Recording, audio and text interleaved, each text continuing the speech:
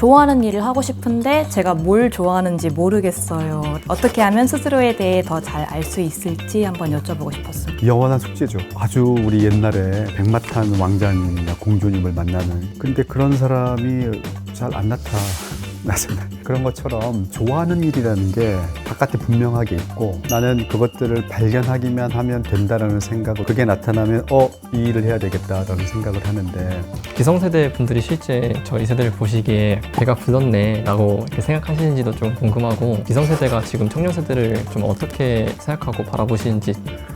배가 불렀네 이런 생각할 때가 있어요. 그 생각보다는 사실 기성세대가 가지고 있는 요즘 두려움은 뭐냐면은, 네, 저는 심리학과 최인철 교수입니다. 연구하는 주제가 행복이고 또 좋은 삶이기 때문에 요새 우리 젊은 친구들이 무슨 고민을 하고 있는지도 되게 궁금했고, 또 한편으로 제가 하고 있는 연구들의 결과에서 나온 그런 것들이 조금은 좀 도움이 되지 않을까, 이제 이런 생각으로 오늘 프로그램에 참여하게 됐습니다. 안녕하세요. 저는 바이오시스템 소재학부 학부생 4학년 김진현입니다. 현재는 대학원을 진학을 목표로 열심히 달려가고 있습니다. 요새 대학원 잘 안 오려고 하는데. 저에게 주어진 숙명이라 생각하고 겸허히 받아들이고 있습니다. 안녕하세요. 저는 서울대학교 심리학과 석사 과정 중에 있는 권희준이라고 합니다. 저는 미국에서 학부를 졸업하고 첫 직장으로 전략 컨설팅 펌에서 일을 했었는데요. 그 일이 저와 맞지 않다고 느껴져서 퇴사를 하고 조금 다양한 일들을 시도했었습니다. 그래서 스타트업에서 PM으로 일하기도 했고, 학원에서 강사로 일하기도 했고, 또 바리스타로도 일하기도 했었는데요. 커리어 코치로도 일을 했었습니다. 지금은 이제 교수님 랩에서 일과 행복에 대한 연구를 하게 되었습니다. 네, 잘 선택한 건지 모르겠네. 네. 장고 끝에 악수 둔다고 대학원으로 온 게 잘한 건지 잘 모르겠지만.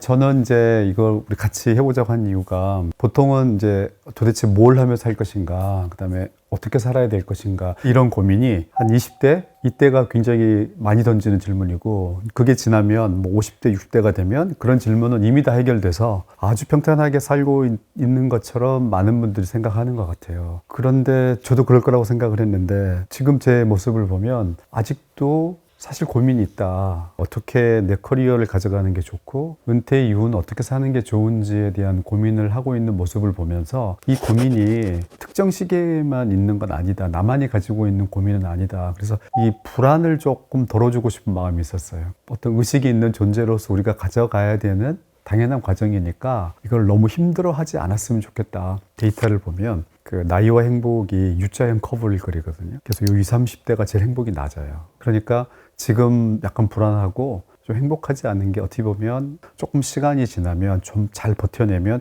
괜찮아질 거다라는 그런 위로도, 그런 메시지도 좀 전하고 싶었고, 그다음에 또 하나는 이 젊은 세대가 힘들어하는 이유를 논문이나 책을 보면 얼핏 알고는 있는데 어느 정도, 그래도 우리 학생들의 목소리를 통해서 요즘 뭐가 제일 불안하고 힘든지 직접 듣고 싶은 마음이 컸어요.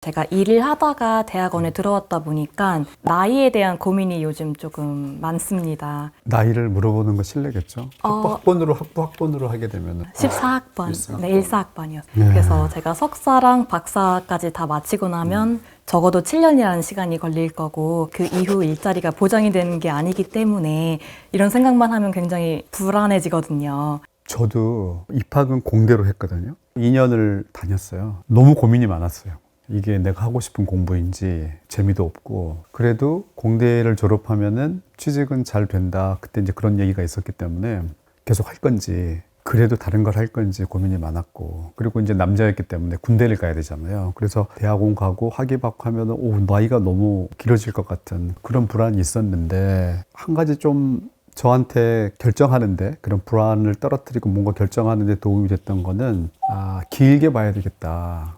그러니까 지금 1년, 2년이 되게 조급하게 느껴지고 뒤처지는 것 같고 이런데, 길게 보면 인생에서 1년, 2년은 그렇게 긴 시간이 아니다라는 생각을 계속 했던 것 같고요. 그 다음에 또 하나는 내가 하려는 거에 대한 분명한 확신이 있기까지는 되게 불안했죠. 혹시 내가 새로운 길을 선택했는데 그게 잘 안 될 경우에는 어떻게 할 건가라는 그런 불안이 있었는데, 내가 플랜 A로 생각한 게 있지만 그게 안 돼서 플랜 B로 가더라도 그게 실패가 아니고, 나는 그 과정에서 엄청 많은 경험을 할 거니까 그걸 그대로 받아들이겠다는 확신이 생기면서 나이에 대한 조급함이 조금 사라지지 않았나 이런 생각을 하거든요. 저는 그랬던 것 같아요. 언제쯤 그런 확신이 생길 수 있을까요? 그리고 그 확신이 생긴다면 어떤 신호로 조금 오는지도 궁금합니다. 예, 그거하고 비슷하네. 뭐 교회 간증에서 언제 신에 대한 확신이 오냐 뭐 이런 것처럼.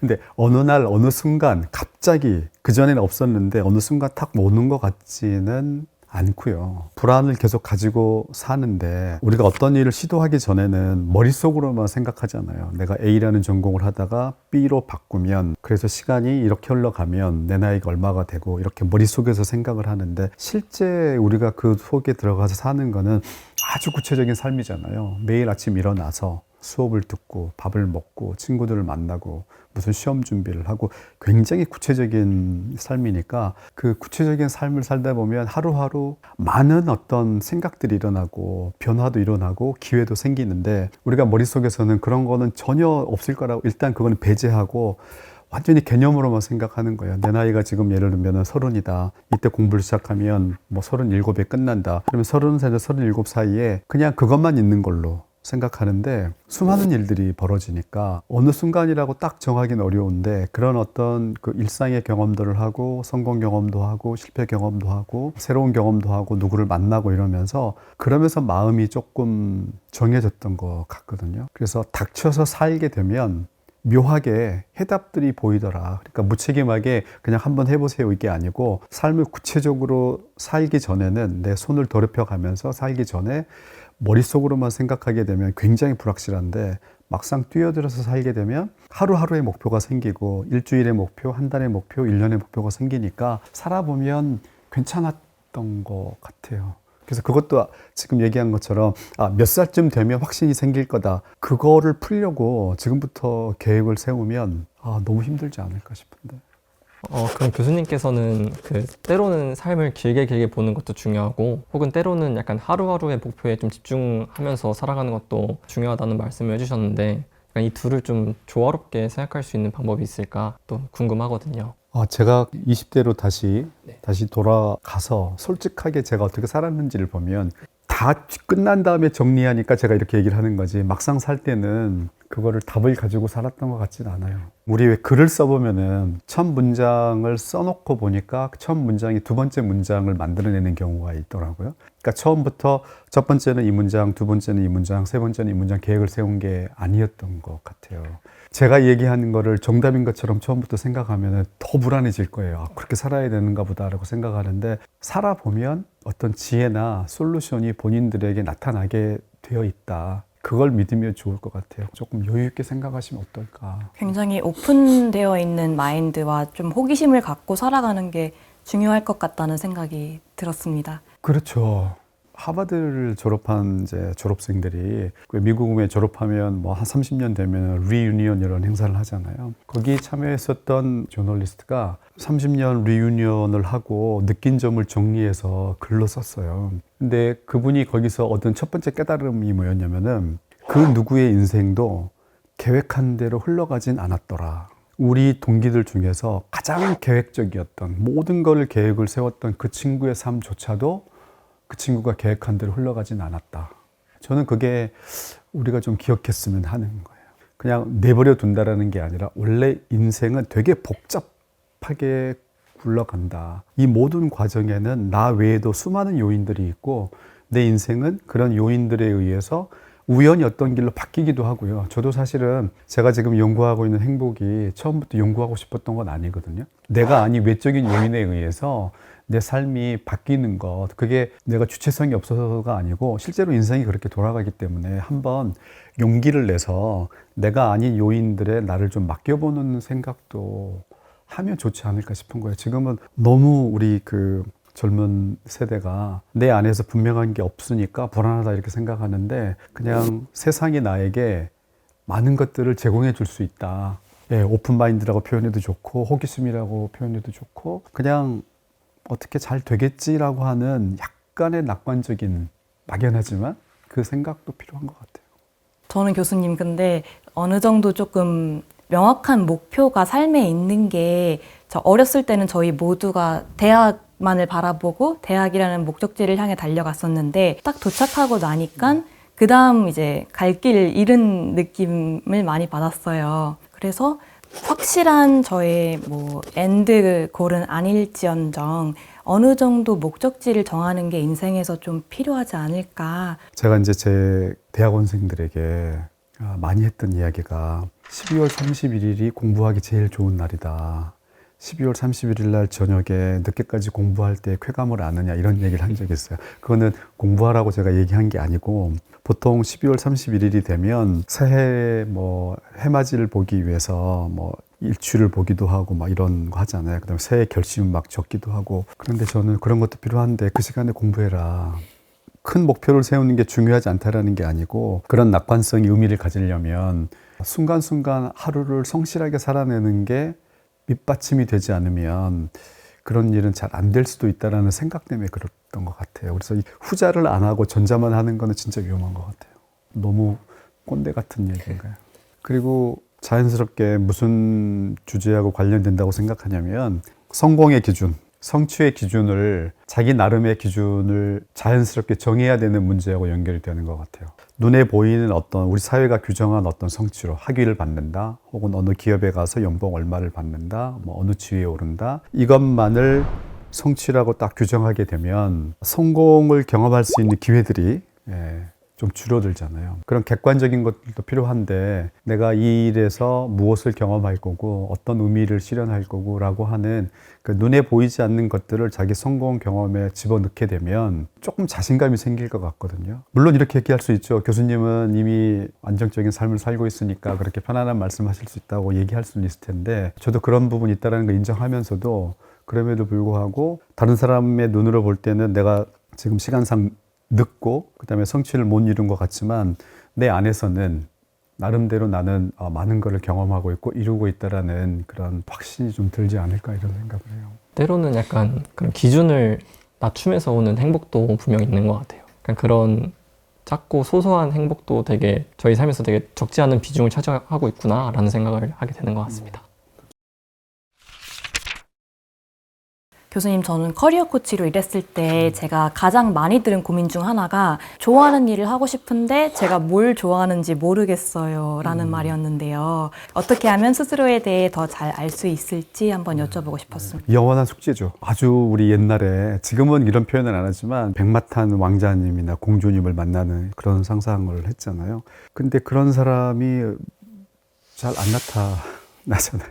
그런 것처럼 자기가 좋아하는 일이라는 게 바깥에 분명하게 있고 나는 그것들을 발견하기만 하면 된다라는 생각을 우리가 많이 가지고 있는 것 같아요.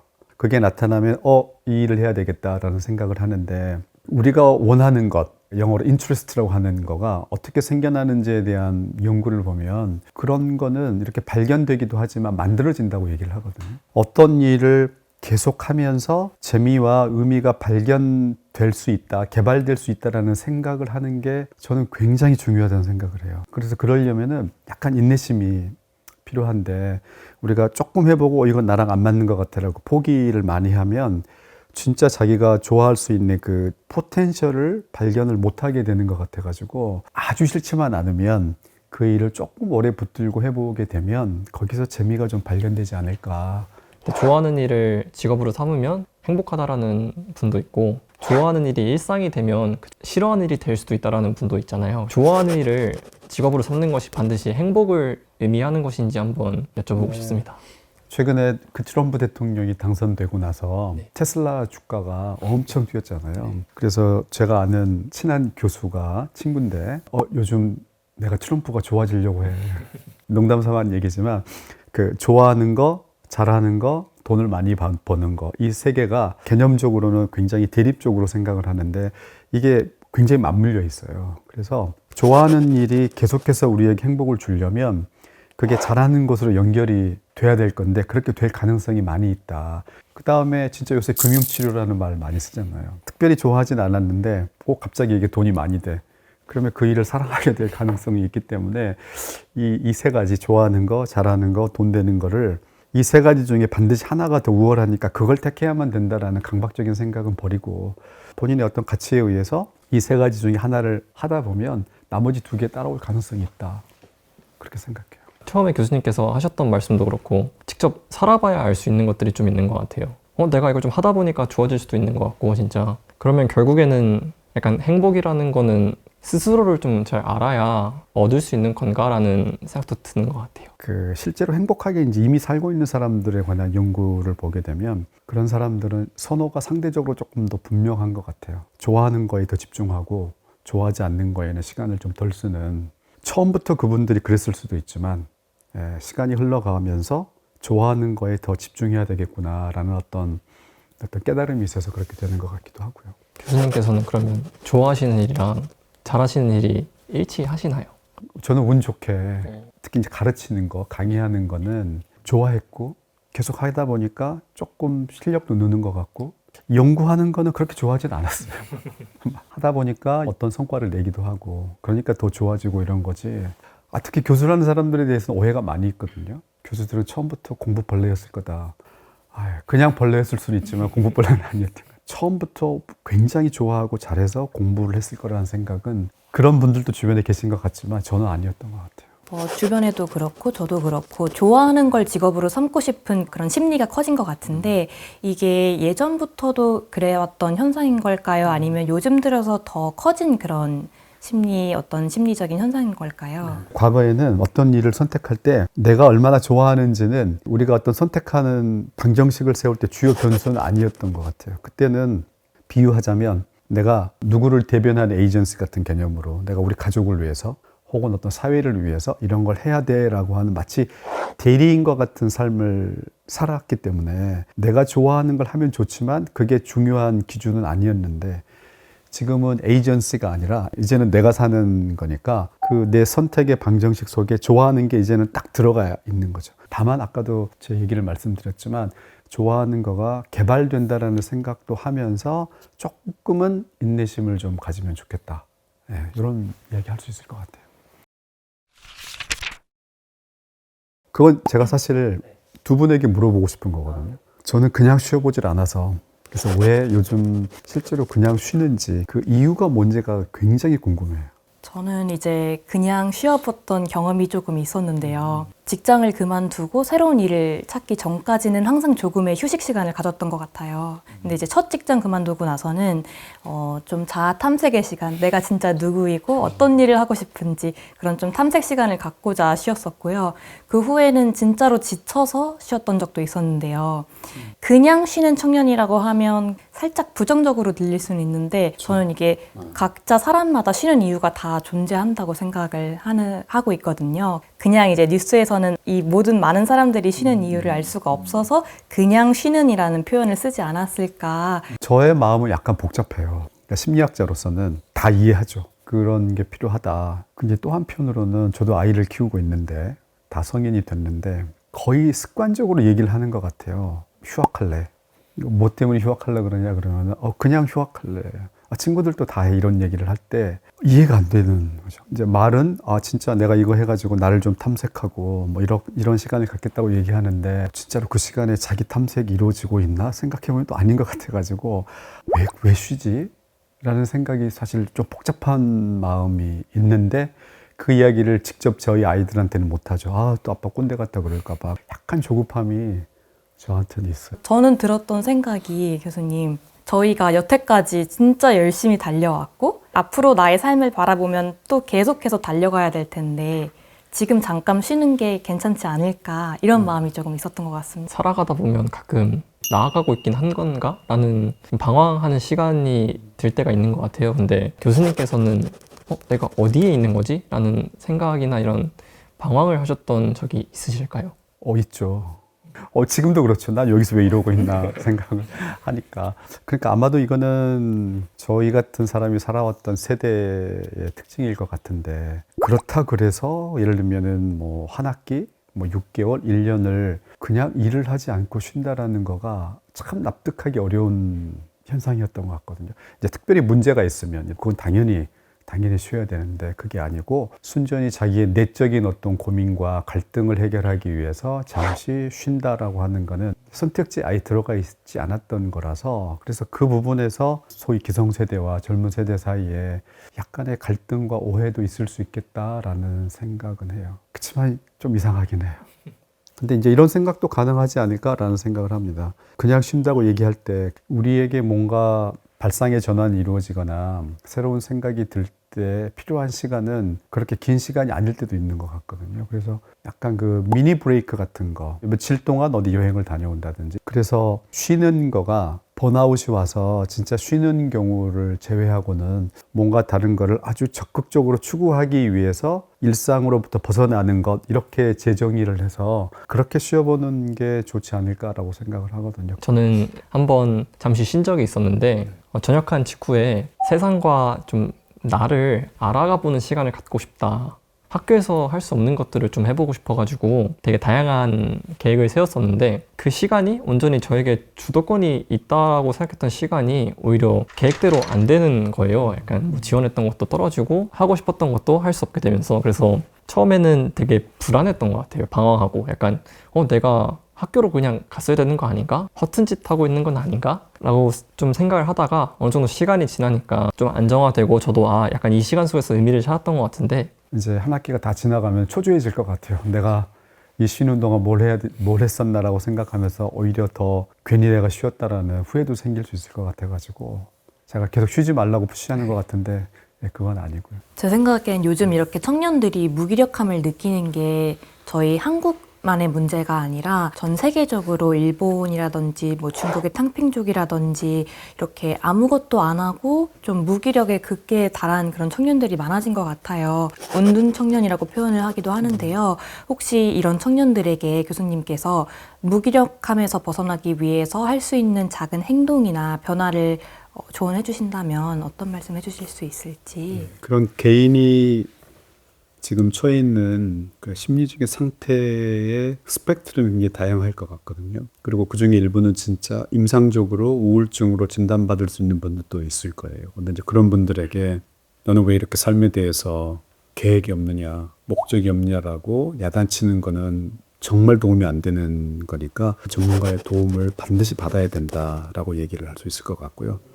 그 정도까지는 아닌 그런 분들에 대해서는 연구를 보면은 나쁜 잡도 노 잡보다는 좋다라는 얘기가 있어요. 정말 나쁜 잡은 정말 안 되겠지만 우리가 아주 아이디얼하게 생각하지 않는 일도 아무 일 안 하는 것보다 낫다라는 말이 있거든요. 그래서 꼭 자기가 원하는 아주 이상적인 그런 일을 찾기 위해서 기다리는 것보다는 사실은 그런 일들을 하는 게 굉장히 필요하다. 그리고 또 하나는 그 작은 성공 경험들을 하는 게 필요하거든요. 예를 들면 뭐 운동을 한다든지 봉사활동을 내 문제도 해결 못했는데 내가 누구 문제 해결한다고 봉사하나 이렇게 생각할 수도 있지만 사실은 자신감 회복이 굉장히 필요한 분들인데 내가 유능하다라고 하는 느낌은 내가 누군가에게 도움이 된다는 생각을 할 때 그런 경험을 할 때 일어날 가능성이 많이 있기 때문에 자기 주변에서 할 수 있는 남을 위한 어떤 일들에도 조금 참여해 보시기를 권해요.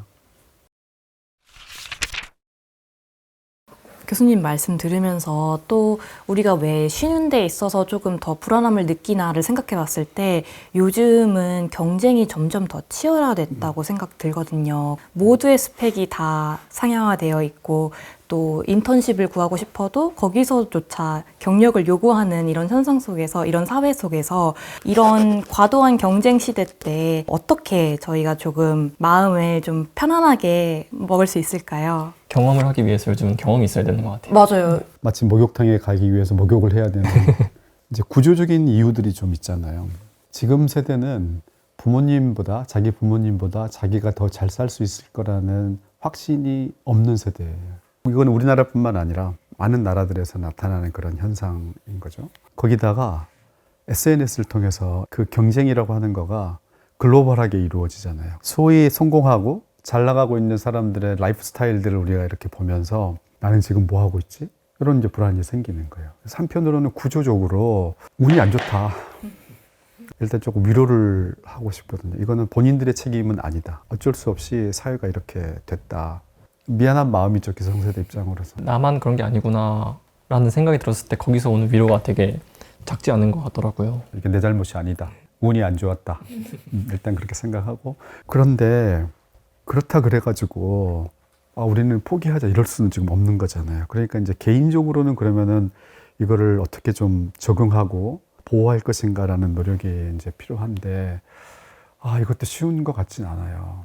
그래서 우선 저는 계속 반복되는 주제인데 자기만의 기준을 갖는 게 시간이 걸리더라도 필요하다. 그러니까 내가 살고 싶은 삶의 모습이 진짜 내가 원하는 거냐, 아니면은 이 사회가 나에게 만들어서 내게 심어준 가짜 욕망이냐. 이 문제를 근본적으로 자기가 좀 해결할 수 있으면 그래도 그 불안이 좀 사라지지 않을까라는 생각을 하거든요. 그다음에 또 하나 같은 맥락에서 요즘은 완벽주의가 급상승해요. 완벽주의 측정한 연구들을 보게 되면 계속해서 완벽주의가 이렇게 올라가고 있거든요. 근데 완벽주의의 다른 말은 뭐냐면 불안이에요. 왜냐하면 내가 그 완벽한 기준을 내가 달성하지 못하고 있다는 걸 느끼기 때문에 기본적으로 불안한 거죠. 그러니까 전에는 완벽주의는 완벽주의 성향을 가지고 있는 소수의 개인적인 문제였잖아요. 근데 지금은 소수의 문제가 아니라 모두의 문제이고 시대적인 상황이 됐어요. 그래서 되게 우스꽝스럽게도 예를 들면 제가 여러분 인터뷰하고 있다고 생각을 해보세요. 혹시 성격적인 단점 같은 게 있느냐, 고치고 싶은 게 있느냐 그러면은 꽤 많은 사람들이 제가 좀 완벽주의 성향이 있어요 이래요. 이게 단점인데 자랑스럽게 얘기를 하는 거예요. 그러니까 이게 내세워도 되는 것까지 격상이 된 거예요. 그러니까 모두에게 있는 일종의 시대 정신이 된 거란 말이에요. 그 완벽주의적인 이 기준을 어떻게 조금 완화시킬 건가. 이게 우리 사회에 지금 큰 도전이 아닐까 이런 생각을 해요.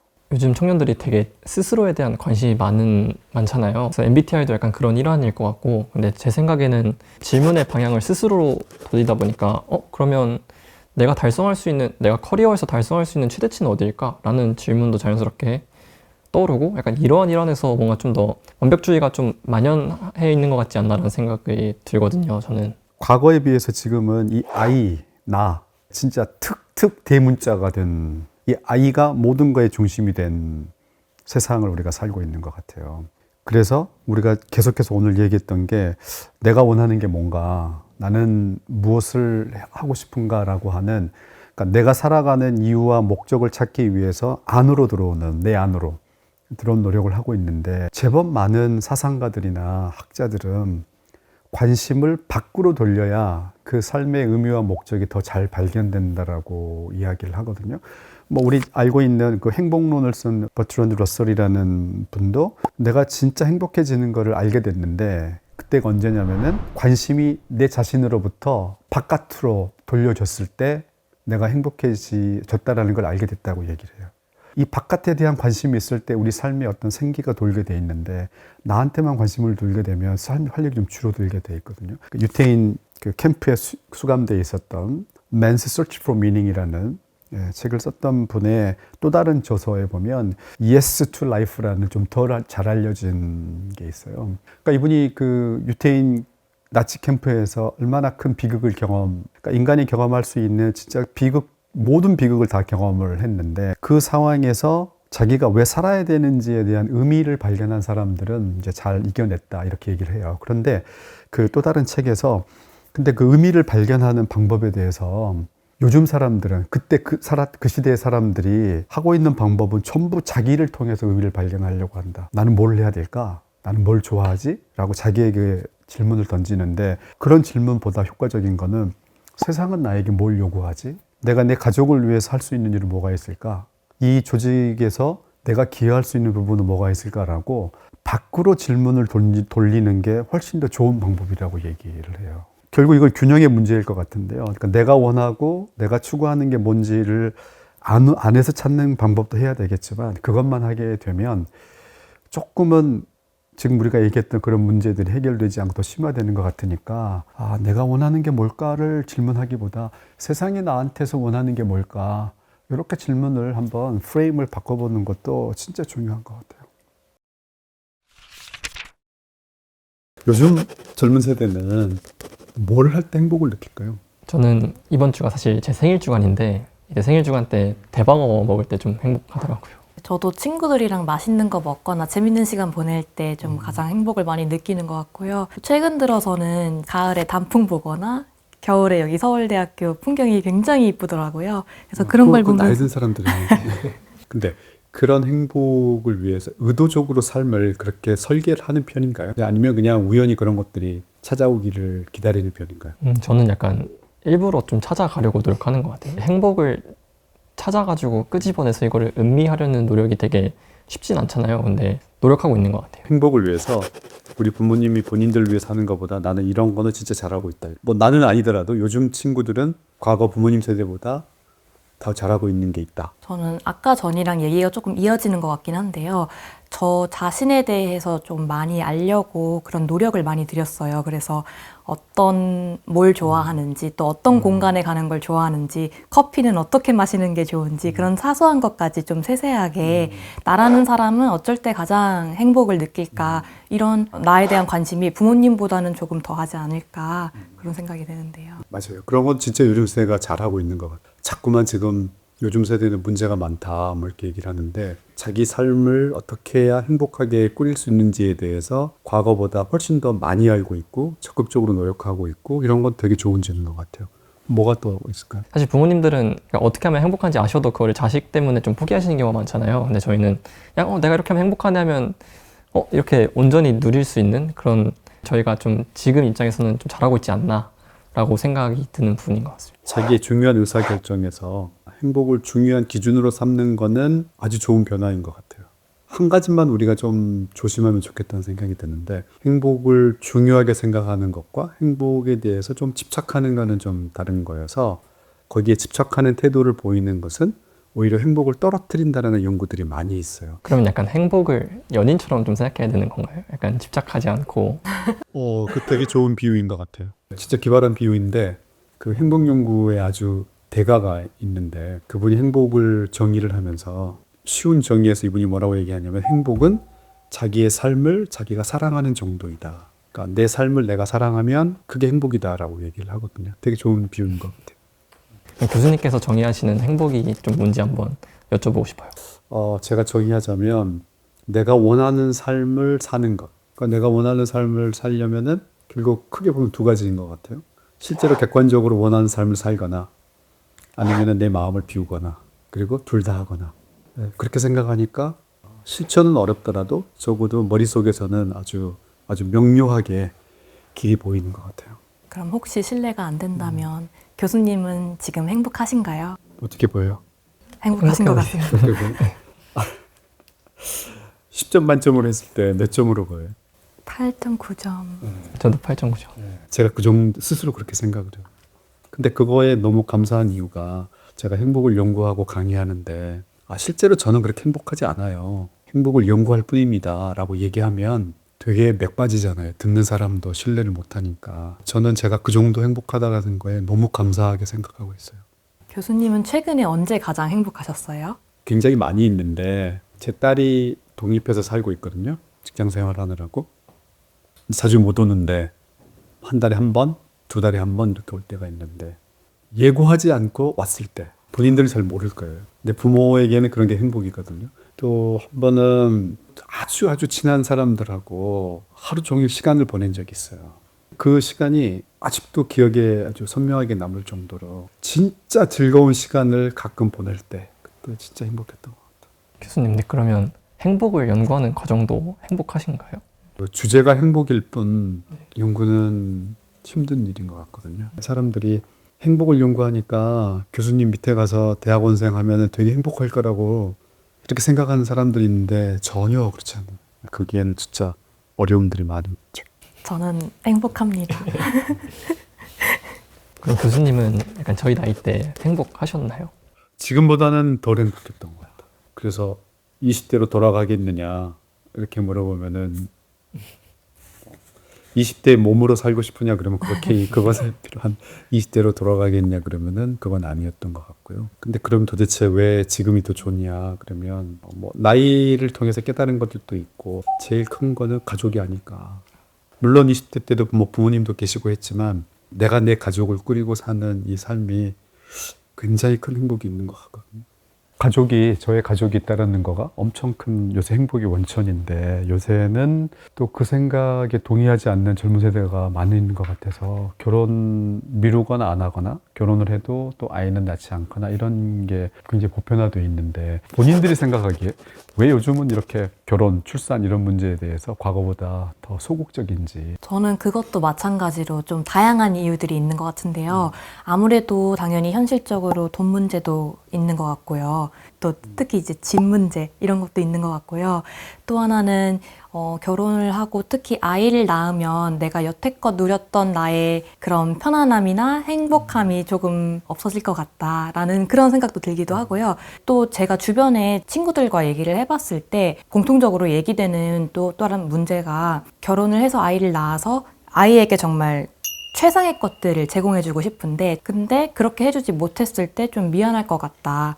그리고 또 요즘 사회가 그렇게 살아가는 게 쉽지가 않은 사회인데, 우리가 그냥 아이가 귀엽고 갖고 싶다고 해서 낳는 게 조금 이기적인 선택은 아닐까라는 그런 얘기도 좀 나눴던 것 같아요. 저는 결혼은 하고 싶은데 주변에 보면 그렇지 않은 친구들도 몇 있긴 하더라고요. 근데 그런 친구들의 얘기를 좀 들어보면 요즘 방송이나 매체에서 그런 결혼? 그리고 육아의 어려움을 좀 다루는 것들이 많잖아요. 근데 그런 걸 좀 미리 보면서 내가 육아나 결혼했을 때 이런 어려움이 있구나라고 생각을 하고, 이거를 좀 이런 리스크를 피하기 위해 그러는 것 같다라는 생각이 좀 들었어요. 예, 저는 이제 뭐 행복을 연구하는 학자이면서 동시에 또 두 성인이 된 아이를 키우고 있는 이제 부모 입장에서는 가족을 이룰 것을 저희 아이들에게는 강하게 제안을 하거든요. 그렇지만 안 하겠다. 지금 여러 가지 우리 사회에 처해 있는 구조적인 문제 때문에 아이를 낳고 결혼하는 거에 대한 부담이 있어서 미루거나 그거 하지 않겠다라는 그것도 존중은 해줘요. 아무튼 최종 선택은 본인이 하지만 강하게 제안하는 이유 중에 하나가, 아이를 낳았을 때 아이들이 어리고 이럴 때는 부모의 행복에 손해가 된다는 연구들이 제법 있어요. 그런데 아이들이 이제 대학을 가면서 부모의 곁을 떠나는 그 시기, 50대를 넘어가서 60대 이렇게 되게 되면, 그때는 아이가 주는 행복이 이제 파지티브로 바뀐다라는 걸 보여준 연구도 있는 것 같아요. 젊었을 때는 당연히 육아하는 게 너무너무 힘들죠. 육체적으로도 힘들고 커리어에도 뭐 도움이 안 되는 것 같고. 그런데 길게 보면 어느 시점부터는 아이가 주는 행복이 더 클 수도 있다, 이런 얘기도 하고. 그다음에 이제 또 하나 제가 해주는 얘기는, 그 아이가 가지고 있는 탄력성, 그 아이의 생명력을 절대 과소평가하지 않았으면 좋겠다. 사실 우리 인간이 가지고 있는 놀라운 능력 중에 하나는 어려움 가운데서도 다 살아내는 능력이 있다는 점이거든요. 그러니까 그 우리 아이가 내가 생각하는 아이디얼한 기준은 못 만들어주더라도 그 속에서도 이 아이가 얼마든지 즐거움과 의미를 경험할 수 있는 그런 능력을 가지고 있는데, 부모가 너무 과소평가하는 게 아닌가. 우리도 우리 자신을 보게 되면, 그 이전 부모님 세대를 생각하게 되면 굉장히 열악한, 대부분 분들이 넉넉지 않은 환경인데도 우리가 살아왔는데, 그러면 우리는 그런 환경 속에서 살았기 때문에 우리 일생이 늘 불행했나 따져보면 그건 아니에요. 그 가운데서도 재미있는 요소들을 늘 발견하고 살아왔는데, 왜 우리는 우리의 자녀에 대해서는 그런 능력이 없을 거라고 생각하는가. 이제 그런 논리로 설득을 하려고 하는데 쉽지는 않아요. 약간 이것도 완벽주의와 좀 관련된 게 아닐까요? 약간 완벽한 부모가 될 수 없으니까 되려 부모가 되는 선택 자체를 포기해버리는. 그렇죠. 불안한 거죠. 내가 아이를 잘 키울 수 있을까에 대한 불안이 있기 때문에, 그럴 바에는 아예 그 게임에 내가 참여하지 않겠다, 이렇게 되는 것 같아가지고, 완벽주의도 되게 중요한 요인인 것 같아요. 요즘 약간 라떼는 말이야라는 말이 많잖아요. 기성세대 분들을 조금 안 좋게 얘기하는 꼰대라는 말도 많고, 그래서 기성세대 분들이 실제 저희 세대를 보시기에 배가 불렀네 라고 이렇게 생각하시는지도 좀 궁금하고, 더 넓게는 약간 기성세대가 지금 청년세대를 좀 어떻게 생각하고 바라보시는지 좀 여쭤보고 싶어요. 네. 배가 불렀네 이런 생각할 때가 있어요. 제가 아이들한테도 얘네들이 배가 불러가지고 지금 뭐 그렇게 할 때도 있는데, 그 생각보다는 사실 기성세대가 가지고 있는 요즘 두려움은 뭐냐면은, 그럼에도 불구하고 살아보니까 진짜 더 일찍 깨달았으면 좋았을 것 같은 삶의 어떤 진실 같은 게 있는 거예요. 지금 내가 깨달아서 좋은데 내가 20대 혹은 30대 때 깨달았으면 더 좋았겠다라고 생각하는 것들이 진짜 있는데, 이거를 얘기하는 순간 꼰대가 될 것 같은 불안이 있는 거예요. 불안이. 그래서 마치 우리 썸 타는 사람들끼리 있는 불안처럼, 나만 좋아하고 내가 고백했을 때 쟤는 싫어하지 않을까라는 거를 서로 생각하고 있는 것처럼 그게 저는 요즘 우리가 가지고 있는 또 하나의 문제가 아닌가 싶거든요. 그래서 만약에 그 젊은 세대가 기성세대가 해주는 어떤 조언을 충분히 받아들일 자세가 되어 있는지 아니면 진짜 그런 게 없으니까 아예 하지 말라 그러면 지금 오케이 우리는 아무것도 얘기하지 않겠어 이렇게 할 텐데 시그널들이 반대 시그널이 올 때가 있어요. 진짜 우리는 그런 멘토의 그런 이야기가 필요합니다라는 메시지가 올 때도 있고 어떨 때는 무슨 얘기를 하면은 아, 또 나 때는 이런 얘기구나 해서 그래서 이 두 개의 시그널이 동시에 오다 보니까 기성세대도 어떻게 해야 될지를 모르는 것 같아요. 어떤 문제인지에 따라서 어떤 문제는 조금 어른들께 정답을 구하고 싶고 조언을 구하고 싶기도 하고 또 어떤 문제는 내가 잘하고 있는 것 같은데 원하지 않았던 조언으로 들리는 것 같기도 한데요. 그런 게 어떤 영역 대표적으로 행복에 대해서 조금 더 나는 내가 어떻게 하면 행복한지 알고 있는 것 같은데 지금 쉬는 것도 내가 행복하기 위해서 필요하다고 판단하에 지금 쉬는 건데 부모님이 보시기에는 되게 게으르다고 보실 수도 있고 나약하다고 보실 수도 있잖아요. 근데 그런 거는 지금 이게 꼭 필요한 거야 라고 말하고 싶었던 적도 있었던 것 같아요. 그거는 되게 도움이 되네. 그러니까 개인의 사적인 행복에 대해서는 내가 더 전문가다. 그거는 인정할 것 같아요. 근데 그러면 반대로 진짜 조언이 필요하다. 이런 영역은 구체적으로 뭐가 있을까? 아무래도 미래의 방향성을 잡는데 특히 방황하고 있다고 많이 느껴졌을 때 누군가가 대학을 가라 이렇게 명확한 지시는 아니더라도 이쪽으로 가는 길이 너에게 가장 안전하고 좋은 길일 거야. 어느 정도의 조금 가이던스를 줬으면 하는 그런 마음은 있었던 것 같아요. 저도 약간 동의하는 게 어떤 문제는 좀 기성세대 분들께 좀 삶의 지혜를 구하고 싶고 이런 문제도 있는 반면 이거는 내가 잘 해낼 수 있는데 약간 이런 부분도 있는 것 같아요. 예를 들면 저도 약간 성인이고 나름 생각이 있고 잘할 수 있는데 제가 고민을 해서 어떤 행동을 했을 때 이 행동 무조건 틀렸어. 너 왜 그렇게 했어? 약간 이런 식으로 말씀하실 때 좀 거부감이 드는 것 같더라고요. 저한테는 제 나름의 최선의 선택이었고 저도 생각이 있어서 한 거였는데 그 가치를 부정당했을 때 약간 그런 속상한 마음이 드는 것 같습니다.